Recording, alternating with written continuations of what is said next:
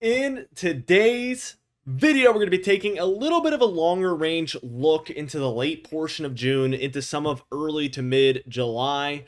I really want to break down what these models are suggesting, again, for that extended range. So we're going to be going over a whole lot of different models today. We're going to start out with the European Ensemble model for temperature and precipitation, the European Extended model, which is kind of like the Ensemble model, just a little bit more opinionated, and it goes out a little bit further. And then we're going to be diving into the GFS extended model, the CFS extended model, and the CMC extended model to try to get an idea of some trends that all of these models agree on and disagree on in the long range. Of course, we started out summer in a cold note in early June. We started to get a little bit of back and forth here near the midway point, and now we're trying to figure out what's next. So let's go ahead and dive into things. Again, starting with this European Ensemble model. As we kind of just extend this out, I want to move us towards the 18th here, Wednesday the 18th. We see a warming trend here for a lot of the central and eastern states, even some of the west. We see a little bit of cooler conditions there along the western seaboard. That's what we call a negative PNA. Oftentimes it's a little bit more expanded, and this really frequently causes this type of upswell of warm temperatures all the way up towards, again, the Canadian border and even southern Canada here, dealing with a lot of warmth. As we keep going towards the 20th, 21st, 22nd, we see a lot of the same with this cooling trend over the west, warming through a lot of the central and the eastern states. Interesting. Warmer than normal in the east and central states is definitely the trend here, obviously, through the late portion of June. The precipitation for the entire next 10 days, really, the 16th through the 26th, a lot drier for the southwest, a lot drier in the deep southeast, and then a lot wetter here in the kind of north central, Great Lakes, more middle eastern areas of the United States, mid-Atlantic, as well as the northeast here, dealing with above normal precipitation over the next 10 days overall. I want to go further out than that, though, so let's move into the European Extended Ensemble model. And we're just going to kind of take this and run with it. Here's the 21st through the 28th. A lot of cooler conditions there in the northwest as well as the southwest of Canada. We see the Four Corner States. The plains here are above normal for this time frame. Also, most of the east is above normal, so we're getting good agreement there. It's as we move towards the first week of July that things get really different. Warmer in the west.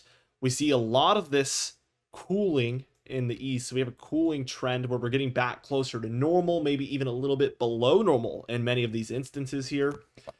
As we keep going towards the next week, this is July 14th through July 7th through July 14th, better yet.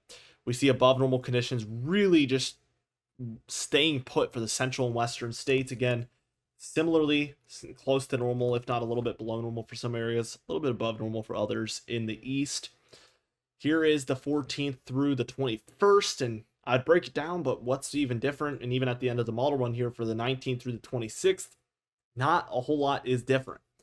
The precipitation, as we'll see, this is for the entire model run, I think. This is a 46-day anomaly for precipitation. We see drier in the western half of the nation. It's pretty clear and cut. Drier in that western half, wetter in this eastern half. And after how June, for the most part, has gone so far, I would say that this isn't a bad guess one bit. But again, we're going to be diving into all the models today. I really want to try to get a group consensus here on the models.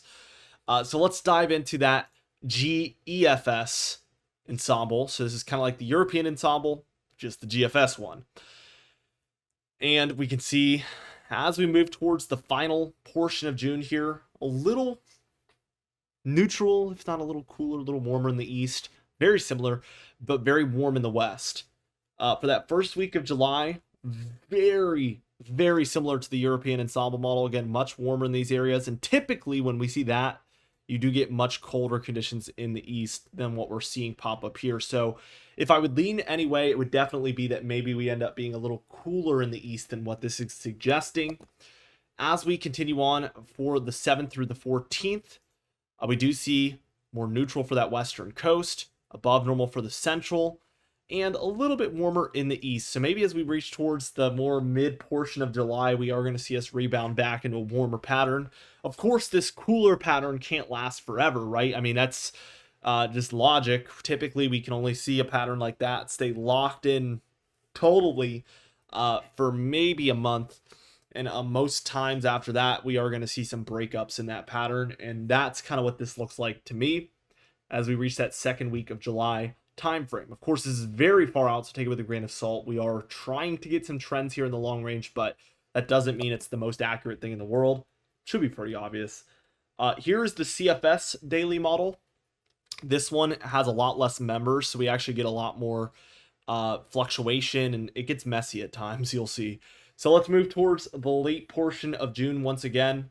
We actually see cooler in the west, a little bit more neutral in the east. For that first week of July, not too different.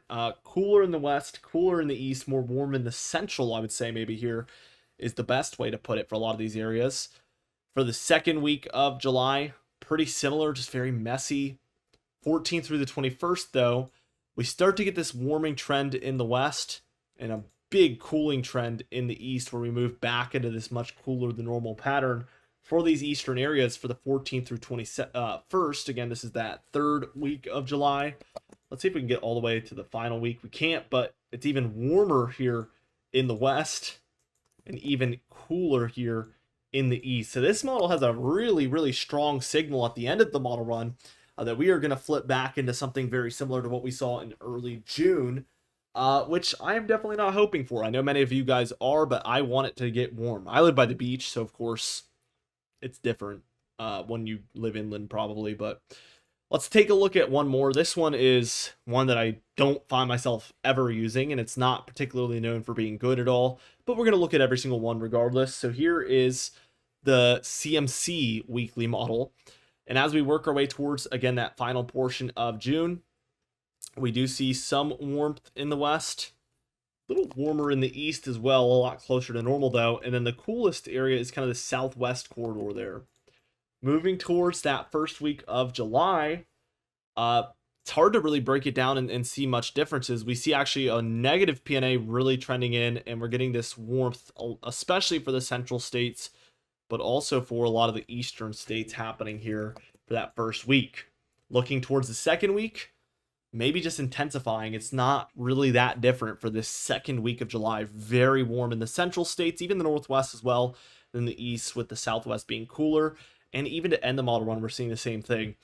I don't think we could see a 3-4 week period continue to just look this way week after week after week. And this model is not known for being very good, so I don't know what the problem is here with this model, but I think there is a problem.